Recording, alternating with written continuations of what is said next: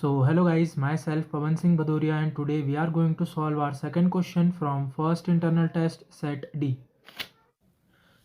तो अब हम जो क्वेश्चन देखने वाले हैं उस क्वेश्चन में हमको बोला है कि एल्गोरिदम लिखो to find the square root of 5 using the fixed point iteration method.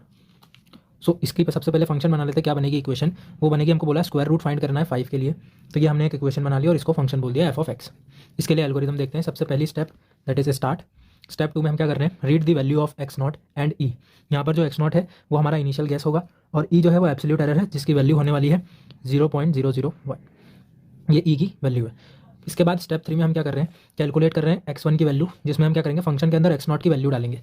यहाँ पर हम x0 की वैल्यू डालेंगे। मान लीजिए अगर हमने x0 की वैल्यू 1 ली तो 1 यहाँ पर डालेंगे। 1 स्क्वायर माइनस 5 कितना हो जाएगा? माइनस का 4। तो वो हो जाएगी हमारे x1 की वैल्यू। उसके बाद हम x1 के थ्रू परफॉर्म करेंगे। उसके बाद हम चेक करेंगे कि स्टेप 4 में कि अगर हमारा x1 जो कि हमने निकाला है x0 की वैल्यू रख के इसमें, और जो हमारा इनिशियल गैस था वो, इन दोनों का डिफरेंस अगर लेस देन या इक्वल टू आया हमारे ई की वैल्यू से, तो स्टेप 6 में चले जाओ। स्टेप 6 मतलब डिस्प्ले कर दो वो जो हमारा x1 है उसको एज अ रूट। बट अगर लेस देन या इक्वल टू नहीं आता है, ग्रेटर देन आ जाता है, तो क्या करेंगे? स्टेप 5 है उसके लिए एल्स कंडीशन असाइन कर देंगे x1 की वैल्यू x0 में दोबारा एंड गो टू स्टेप 3 और वापस से स्टेप 3 पे पहुंच जाएंगे।